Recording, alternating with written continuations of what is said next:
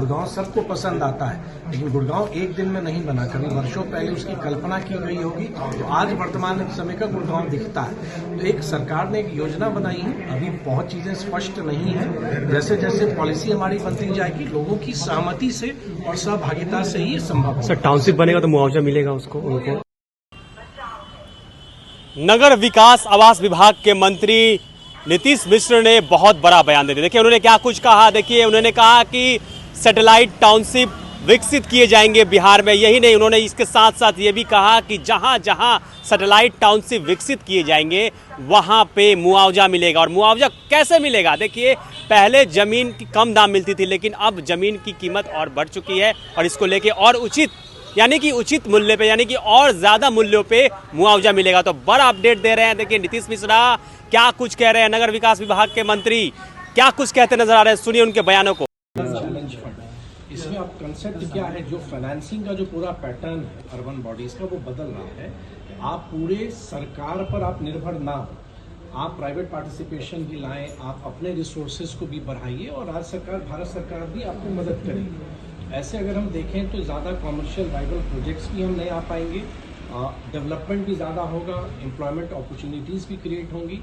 और satellite township जो हम बनाने जा रहे हैं, इंडस्ट्रियल कॉरिडोर्स का भी हमारा प्लान है। तो आप कह सकते हैं कि आने वाले समय में बहुत ही बृहद रूप पे जो एक पूरा बिहार का जो शहरीकरण है नए तरीके से आएगा। बिल्डिंग बायलॉज भी हम अभी बदलने वाले हैं। तो पूर्णतः डेवलपमेंट में हमारे शहर जो ईज ऑफ लिविंग है उसके तहत हम आगे बढ़कर काम करना चाहते हैं। इस वेस्ट कॉरिडोर में पटना सबसे बड़ा प्लेटफॉर्म दिखाई दे रहा है नगर विकास के क्षेत्र में, उसको लेकर के, पटना को लेकर के कुछ विशेष, उस पर अलग से बात करेंगे। आज तो पूरे राज्य की बात है और जितने भी 264 नगर निकाय हैं उन सब के लिए योजना हम लोग बना रहे हैं कि सभी शहर आगे बढ़े और आने वाले समय में शहरों का विस्तार भी हो। सर गांव के लोग कुछ डरे हुए हैं सर, जमीन को लेकर सर जल जमाव होता है तो अलग पूछ लेते हैं। आज थोड़ा सा पर तो बहुत हमने कहा, इस पर बात करते हैं। वर्ल्ड बैंक की इसमें क्या भूमिका सर पूरे विश्व बैंक की सहायता से ही, विश्व बैंक से लॉन्ग टर्म, जो आप अवगत हैं कि विश्व बैंक लोन देती है, ऋण देती है और उनका दर भी कम होता है और लंबे समय के लिए देती है। तो बहुत सारे राज्य, बिहार सरकार ने भी कई प्रोजेक्ट्स पर विश्व बैंक की सहायता से हम लोगों ने काम किया है।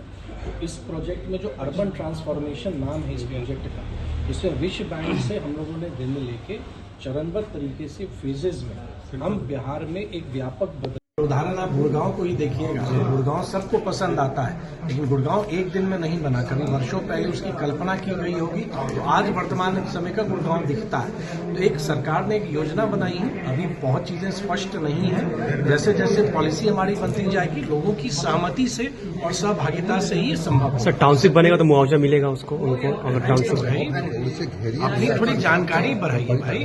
जमीन लेती है सरकार तो राशि मिलती है, और अभी तो राजस्व विभाग 2026 की नीति आ गई है निजी भूमि क्रय की, उस पॉलिसी से देंगे। और अब तो MBR भी बढ़ गया है, अब तो जो जमीन का मूल्य जो पहले था उससे और अधिक ही मिलेगा उससे।